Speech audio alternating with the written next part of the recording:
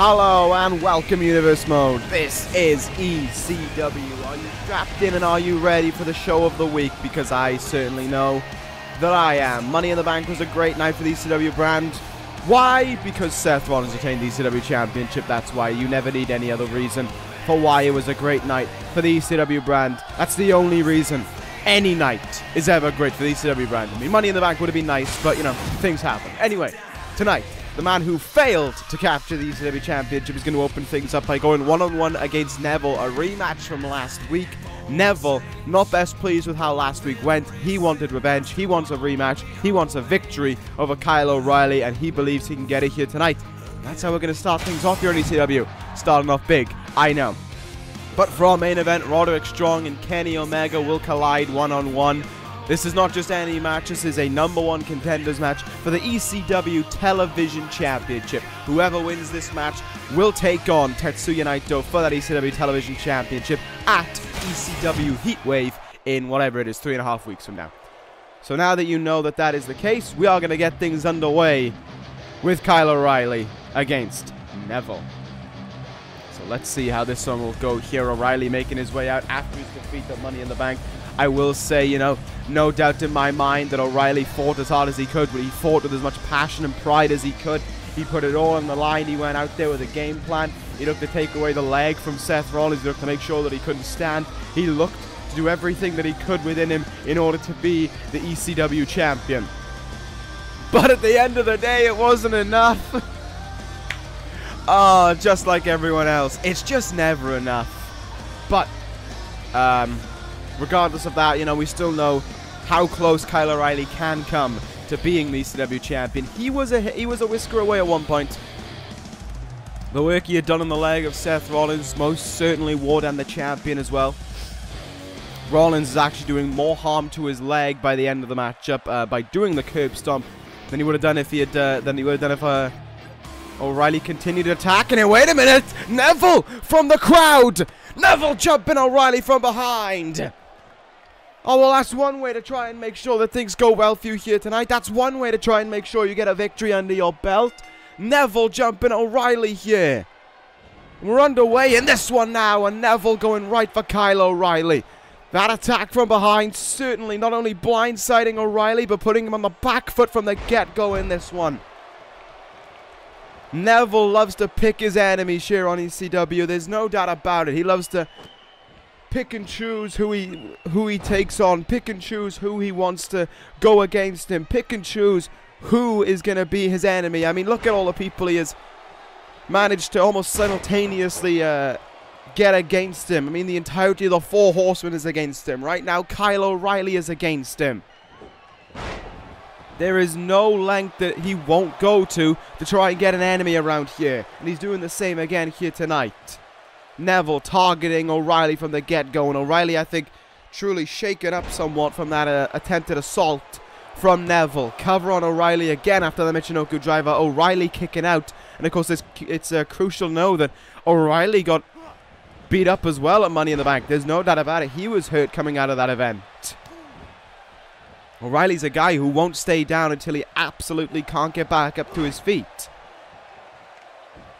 And so, you know, he's going to be in this one hurt. So any attacks like that, especially when you're off your guard like that, are going to hurt even more. Body lock applied right now by Neville on by Kyle O'Reilly, sorry, on Neville. Can Neville get his way out of it? Yes, he can. Quick elbows there to escape it. Both sides trying to get something going here in this match. And there's the drop kick to the leg again. Just taking the leg out from underneath Kyle O'Reilly. But O'Reilly went to respond there with a big-time kick. Couldn't get all of it, though.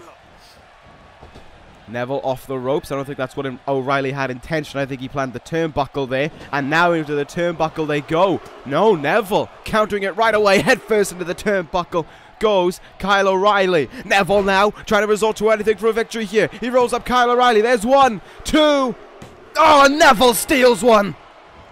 And Neville getting out of that ring as quickly as he possibly can. The assault from behind to start things off. And then that underhanded method to try and finish this match as quickly as possible. The roll up by Neville gives him the victory. O'Reilly's frustrated. Hell, even I'm frustrated. I put this match together because I thought it was going to be a strong one. I thought it was going to be a great one. But I guess not. Neville avenges the victory in his mind, though, and that's all that he really cares about, but not the way that I wanted to start things off here in ECW. There are just some things you can... There are just some things you just can't get. Just can't get what you want sometimes, I guess, and this was one of those occasions. Neville, I have no idea what to make of that. Actually, no, I do know what to make of that. Neville, once again, resorting to his scumbaggery tactics in order to keep his name relevant on ECW. Nicely done. Nicely done. Well done. Anyway, we're going to move on to our next contest. Don't worry, I'll have plans for that made next week. When I've calmed down and when I'm not irate at actions like that. Because that not only damages someone like Kyle O'Reilly, who is a phenomenal competitor, but it also damages the brand of ECW. I mean, come on. Two incredible athletes, and that's the kind of match that we get out of them, because of a guy like Neville.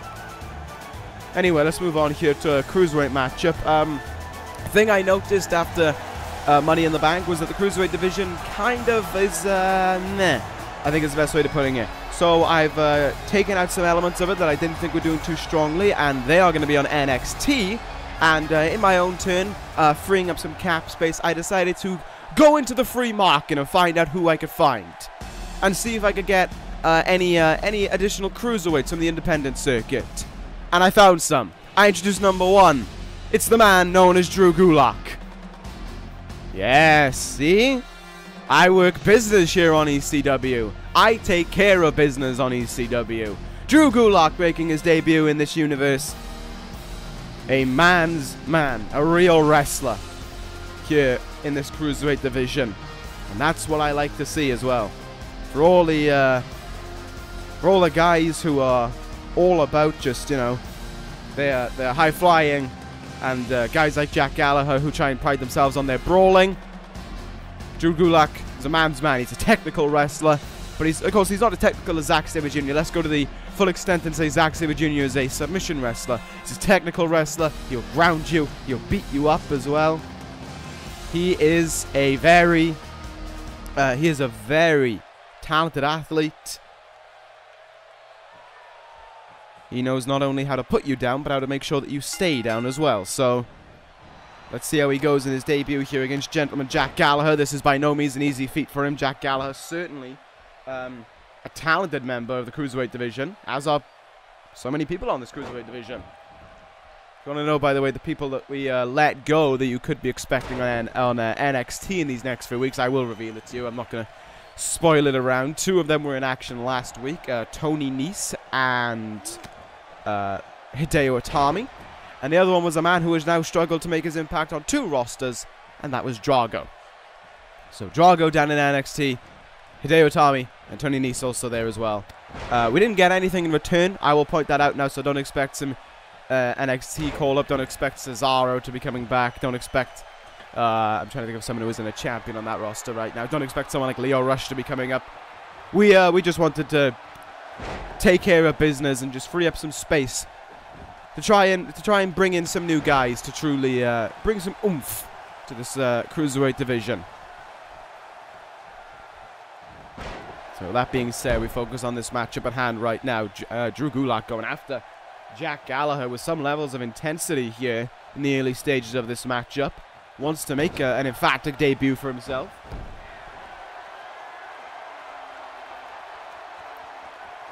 Gulak knows what it's all about, performing on a big stage. He knows what it's all about, performing against athletes like Jack Gallagher and making sure that the point has got across that Drew Gulak is by far and away one of the most dangerous athletes you will find in the Cruiserweight division. I mean, you look at the champion, though, Zack Sabre Jr., what a champion he is in that regard when it comes to that level of talent. I may not like Sabre Jr. for being a member of the British Empire, but there's no doubt that Sabre Jr. is something to behold in that ring. In his own way, he's a real, true, one-of-a-kind athlete, because how many other men do we really know who are so submission-based and keenly all about wearing down every limb for a purpose, like Zack Sabre Jr. And not only as someone like that, but someone as successful as that. That's what makes Zack Sabre Jr. such a tough cruiserweight champion, which Cedric Alexander certainly found out at Money in the Bank. Cedric was fighting great. You know, he was putting in a lot of fighting spirit in that one. He was putting a lot of heart out there in order to try and win. But God, when you get locked in that orienteering with Napalm Death, it feels as if there's nowhere to go. But we're going to focus back on this matchup right now. Drew Gulak is taking care of Jack Gallagher here on his debut. The combination of strikes and of strikes and grappling maneuvers as well is just really helping him out here. Up on the shoulders, maybe fireman's carry. No, reverse DDT there. And Jack Gallagher trying to take a break on the outside of the ring. Drew Gulak well aware of the control he's in this debut for him here in his universe. In his universe? Definitely not. In this universe. Suplex back in the ring there with ease. Drew Gulak now just taking care of business, throwing Gallagher into the corner. What a drop kick there. Almost like Jack Gallagher's in that regard. There's the cover on Gallagher, but a kick out denies any other chance of a victory here. Oh, Jesus. You could hear the thump from that forearm. Drew Gulak now going to bring out his submission-based offense. Look at that gory powerbomb stretch there. Look at how that is being applied to Gallagher. His body being squeezed, his body being stretched there rather, in agony, but a great counter by Gallagher gets him out of it. Can the gentleman turn things around now? Forearmed in the face. Counted there. Jack Gallagher may be thinking. He's thinking headbutt. He got it. Headbutt to Drew Gulak there. But no, he can't get the Irish whip into the turnbuckle. That's going to be countered. And Gulak now. Oh, wow. No, nice splash there from Gulak. Very well executed indeed, as now Drew Gulak hones in on the arm here on his debut. Certainly has done an incredibly impressive job here of commanding the ring on his debut. And now with Jack Gallagher in the middle of the ring, he's going to lock in the sleeper. He's going to lock in that dragon sleeper. He has it stitched in on Gallagher, who has nowhere to go, as Drew Gulak's body weight sitting down on him, and he has to tap out. Drew Gulak, your winner in his ECW debut. Looks like I made the right decision. The scouting of the Cruiserweight division has got off to a flyer of a start. Victory here for Drew Gulak. The intensity, well, it said he can show, he most certainly showed throughout this entire match. Oh, good God. Alright, this isn't something that I'm too keen on. Drew Gulak isn't done with Jack Gallagher here. This is not something that I want to be seeing. The match is over now. The competition's finished between these two, but Gulak really wants to make sure that everyone remembers who he is on his debut here. Oh, no, no, no, no, no. No, no, no, not on the outside. Not on the outside. Gulak powerbomb onto that thin padding. And Gulak now just going to wrap. Yes, he is. Oh, he's locked up the legs and he's tearing on the arms there of Jack Gallagher. The match is done. Gallagher already tapped out.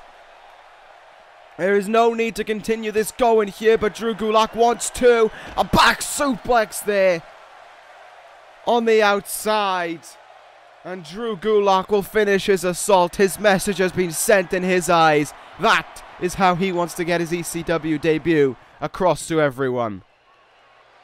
Jesus. I don't really know what to say about that. That was a bit much, but that's how he wants to go about business, then fine, I guess. Sure. Anyway, what a weird night we're having so far on ECW, but we're going to have to continue on here because it's about to get even weirder, literally. Here are MK Ultra coming towards the ring, and Raven has decided that after what he saw at Living Dangerously and how confident he feels in MK Ultra, that he is going to play his cards close to his chest, and he is going to put out a big challenge. He is challenging anyone from the Wyatt family to face him here tonight. Yes, to face him. Face Raven here tonight. One-on-one on ECW. Raven, be careful what you wish for. Because a monster might just accept it. That you almost knew was going to happen. Braun Strowman is going to accept the challenge, and it's like Raven knew it. I don't know if you saw or not, but Raven didn't want to be in the ring. He shoved Alexander Wolf into the ring. It's like almost at the last moment, Raven was like, oh, it's probably going to be Braun. Yeah, I'll send in one of my guys. Well, Braun Strowman doesn't need to come out the Wyatt family. The monster among men is more than happy to make his way out on his own here. Braun Strowman is heading out for this one. It is 3-on-1, but when it's against Braun Strowman, that might just be fair. Strowman is ready for this one.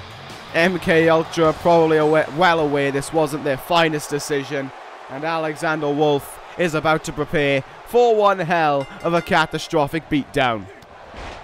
And here we go, it's begun. Braun Strowman already going after Alexander Wolf. I mean, Strowman wasn't targeted by MK Ultra at Living Dangerously. As a matter of fact, no, he was. My apologies. We didn't see him get targeted, though. We saw him get...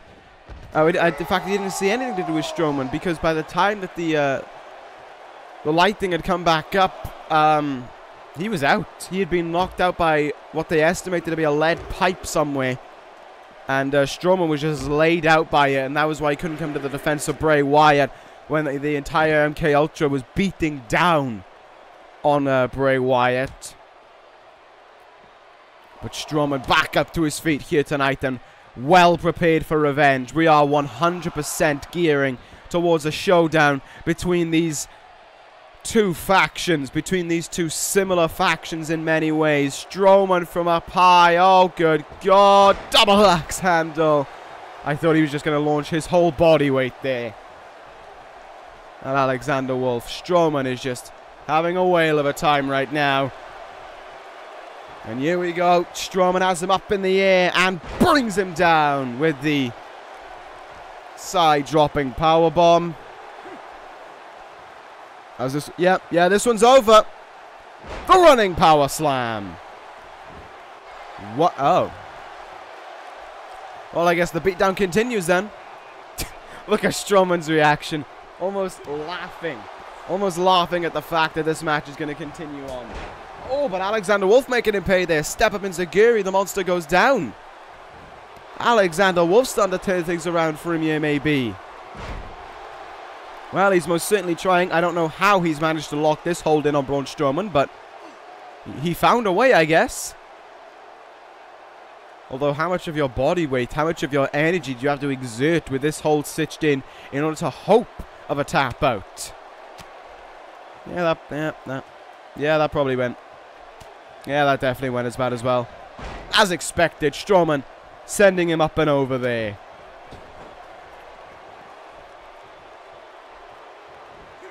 Wolf trying to roll out of the ring, but wow. Wolf using Strowman's own momentum against him there to somehow hit that Northern Lights suplex. Well, I guess everything has changed after that running power slam. The beatdown's taken a little bit of a chill. Alexander Wolf certainly feeling like he has a chance now against Braun Strowman. Well, he's trying. Yeah, I think Strowman just played along in that one. And now Strowman going to look to make sure that Alexander Wolf is going to pass out here. He's got that arm triangle choke locked in. So many we've seen go stiff to this hold. Alexander Wolf, though, won't go stiff. Raven's demanding that he doesn't give in here, and so Alexander won't. Wolf keeps on fighting here. Oh, no, he doesn't. No, he doesn't. This is over. Okay. Running power slam. 1, 2. Oh, what a surprise. This one's over. Braun Strowman wins. Don't pick a fight you ain't gonna win, Raven. That's kind of a well-known fact, to be fair. Braun Strowman. Oh no, here they come! MK Ultra from behind now, attacking the monster among men, assaulting him while he's down. MK Ultra with a loaded assault on him there. Braun Strowman is down. MK Ultra have brought down the monster.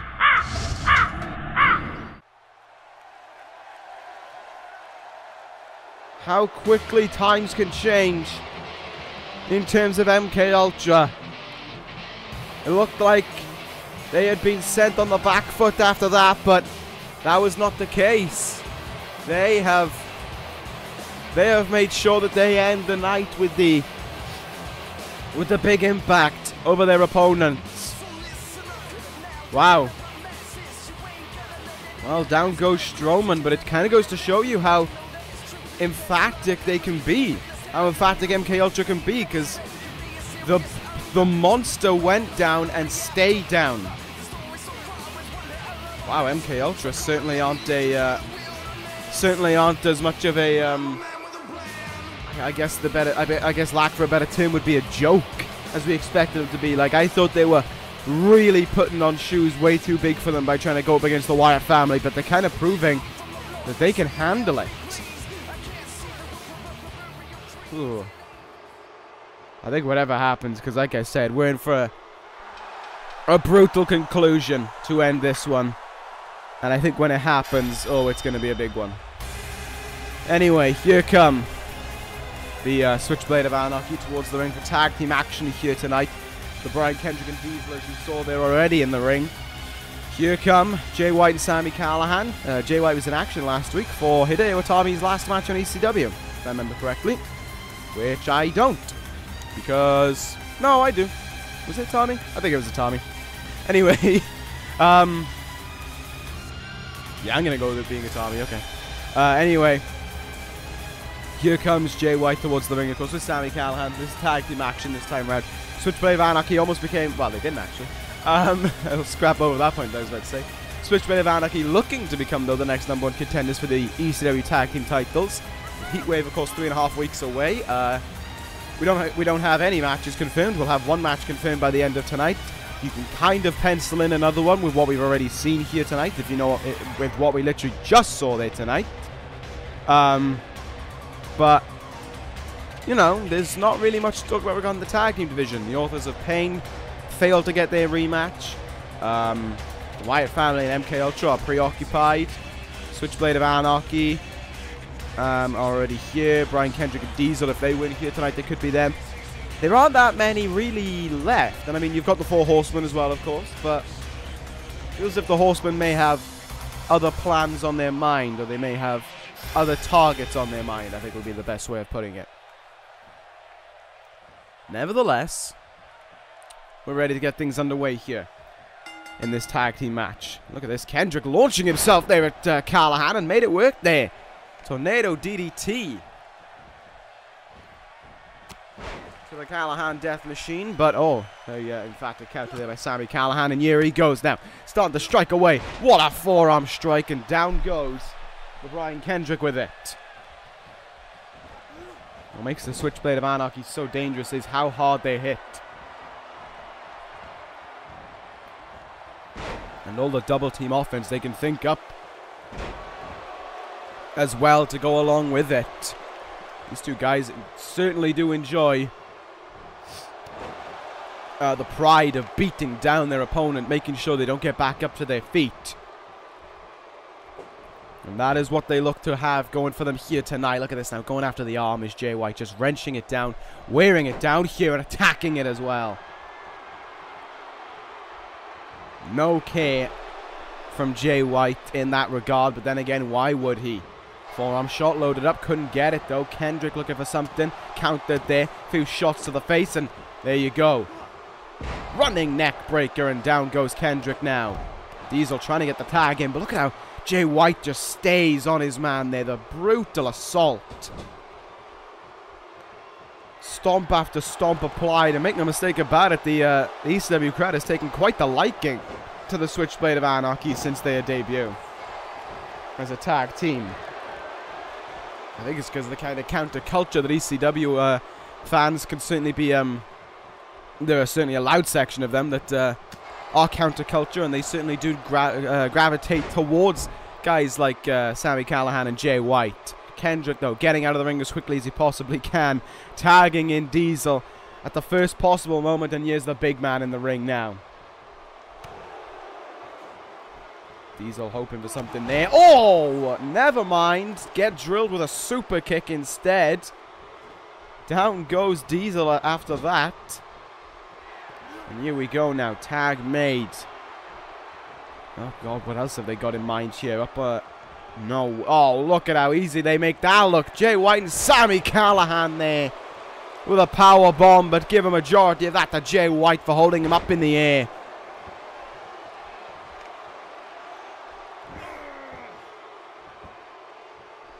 Emphatic power there from Jay White as he squares up with Diesel right now. Misses that elbow drop though, but this one's still most certainly going on between these two. Attacking the gut there, but Diesel just able to combat it, and now a shin breaker, and Jay White goes down. If only for a few seconds though. Jesus, I don't know how Jay White does it, but he manages to make things look relatively easily. Jawbreaker there, though, by Jay White. And Jay White now loading it up on Diesel, the Kiwi Crusher. Will this put things away for them? We'll see a kick out. Says no. Well, now Jay White might look to get in the running to finish things up with Blade Runner, maybe. Oh, no. Tag made again. So much frequent tags made between these two. Nice double team there to Diesel, and Callihan now showing his darker side. He almost let Diesel tag himself in there, tag himself out there. But I think it's because he wants Kendrick back in the ring. He wants to beat down the smaller Brian Kendrick. A twist of fate there from Sami Callihan. No, and here we go. Here we go indeed, but Kendrick's starting to fight back here. Drop kick from Kendrick, and another one. Callihan getting up to his feet. It's like he wants more. Brian Kendrick has Callihan down now, but he's on his own. He needs to try and capitalize the best he can in this one. Oh, don't do that. Yeah, you were kind of waiting for that one to happen there. He was getting too close to Jay White, and I don't think Jay White took too kindly to it. Neck breaker there, using the ropes to his advantage. Kendrick down, Callihan back up to his feet now. Oh, and another forearm. Diesel finally up to his feet, but it could be a case where it's too little, too late. Here goes Callihan, driving his whole body down onto the Brian Kendrick.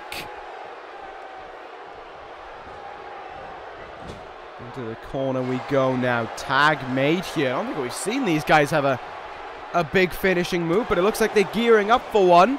Sami Callihan running at him. Oh my God, their own Tower of Doom. Jesus! Sami Callihan with the superplex and a power bomb from Jay White. These guys are sick in their own ways, but they are victorious here tonight. Victory for the Switchblade of Anarchy at the end of it all. Oh, they love doing stuff like that, don't they? They just enjoy it. Another win for them in the books. They're on their way towards that #1 contendership for the ECW Tag Team titles. Could we be looking at the Switchblade of Anarchy versus DIY and ECW Heatwave? Maybe so. Hell, I'd be hard-pressed to try and find a team that's closer right now. I mean, the Four Horsemen have been doing great in their own rights, but those are individual more than tag team efforts. Authors of Pain, I think, are going to have to work their way back up the ladder. The Wyatt family and MK Ultra certainly aren't interested in those tag team titles. That basically leaves these guys. I don't think there is actually another team around, maybe, after that. So, hell, that might be the case, but we'll see. Things are always changing here on ECW. So, that being said, we're going to head into our main event of the evening. I know, main event already. What a quick night it's been here on ECW, but I know you've enjoyed yourself immensely, as you always do week in and week out on this show. Who will be the #1 contender to the ECW Championship. Will it be Roderick Strong or Kenny Omega to face Tetsuya Naito at ECW Heatwave? Roddy Strong heads towards the ring. Of course, he promised to devote every match between now and his return towards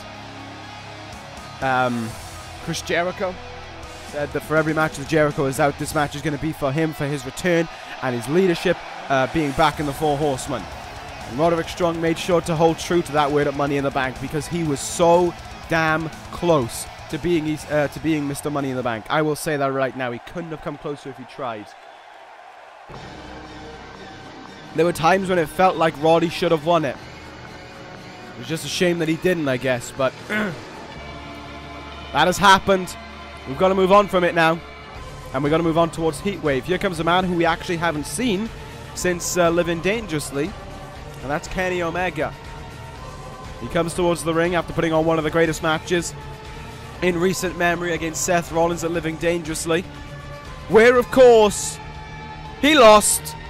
But Omega here tonight looking to try and get his career back on track, looking to try and win another title here in this universe. He's already the Intercontinental Champion. He's already a 2-time King of the Ring winner. Now he looks to be the ECW Television Champion. If he wants another chance at Seth Rollins, it's going to have to wait. However, a chance at Tetsuya Naito is something that I would be down for. Omega Naito? Yes, please. However, that does not mean I'm saying any ill towards Roderick Strong. Strong wins here tonight, then, I mean, with all that Strong's been doing as of late, he kind of deserves it, let's be honest. He kind of deserves that opportunity for all the work he's been putting in, for how hard he's been going week in and week out, making sure to do the Four Horsemen proud, making sure to do Chris Jericho proud. We'll see if all of that can result, though, in a #1 contendership from here tonight. We're underway in our main event of the evening now. Crowd is watching on, very amped up and ready. Kenny Omega taking the early lead here, though, over Roderick Strong after that moonsault, and now elbows to the top of the skull there with the point of his elbow. Omega taking a very early lead here. There's a nice suplex driver into the mat. God, Kenny Omega's going ham from the start here.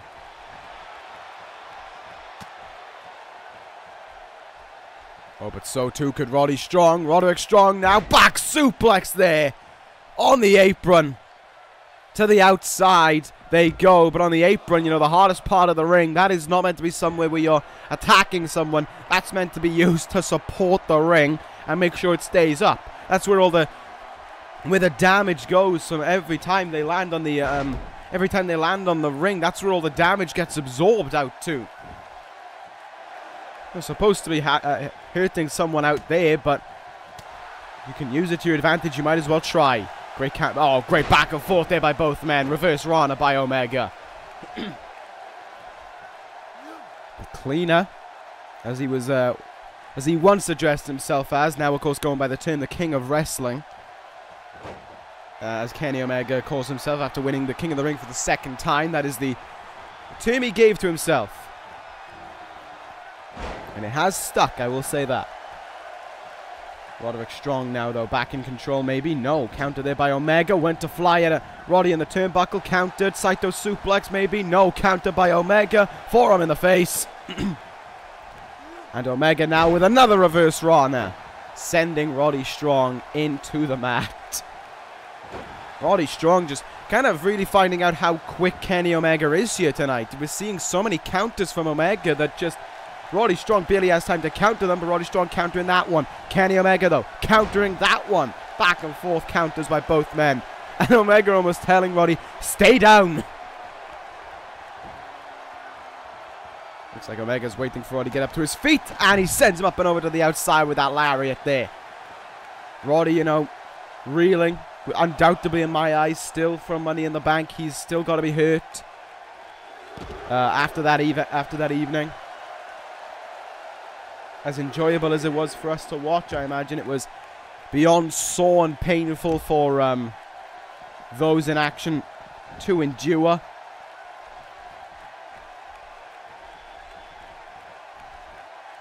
However, Roddy Strong is a fighter. He's not staying down, and he wants to be the number 1 contender to Tetsuya Naito's championship here tonight, as we're seeing.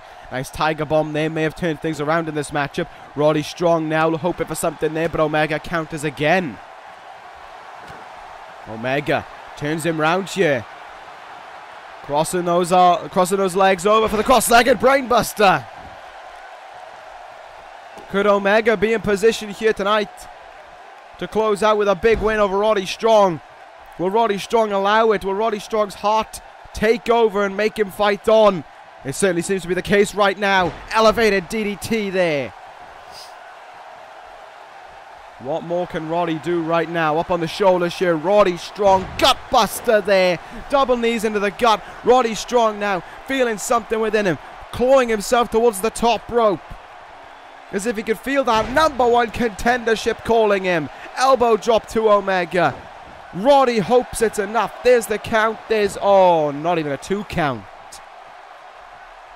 Wow. Doesn't that just go to show you how hard and how much you have to do to just keep Omega down? How hard Seth Rollins had to work at living dangerously to make sure that Omega didn't get up to his feet at the end of it all. Roddy trying everything. Roddy! End of heartache! Will that be it? I don't know where that came from, but it could be enough. There's 2. Kick out from Omega. And you see almost the despair in Roddy Strong. He wished that was enough. Getting up to their feet now. Roddy Strong staying here. Went for the knee in the corner. Missed it. Rake to the eyes there by Kenny Omega, and he sees a chance. German suplex with a bridge. Will this end? No, Roddy Strong saying, hell no, this isn't going to end his chances. Strong kicking out as early as possible there.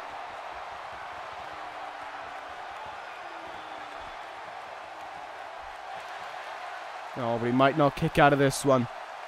This one could be it. He brings him in, up on his shoulders. Kenny Omega. 1 winged angel. 1, 2, and Roddy Strong kicks out at 2. There's that heart, there's that fight, there's that desire within Roderick Strong. There's that mindset in him telling him, don't give in, don't give up. Fight on for that chance.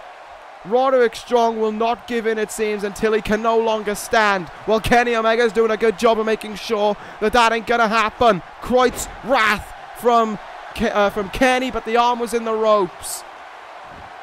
Kenny exhausted now. Roderick Strong not moving. Was that kick out of the 1-winged angel his final stand here tonight? Was that all the heart he could give? V-Trigger! Roddy Strong fought with guts, heart, and determination here tonight. He kicked out of the 1-wing angel in one last showing of pride, of fight, of heart. But it wasn't enough. Kenny Omega is the #1 contender to Tetsuya Naito's ECW Championship. They will meet at Heatwave for the title. What an event that is already shaping up to be, and we've only got one match confirmed. You know, though, you want to go see that match right away. Omega versus Naito in the books. What about that is going to be between two incredible athletes and two incredible users of mind games. Heatwave is gearing itself up. We've still got a road to go down to get there. But trust me, you're going to be in for a great one, as you always are with ECW. That is your episode of ECW. Thank you guys for watching. Take care, guys. And ta-ra.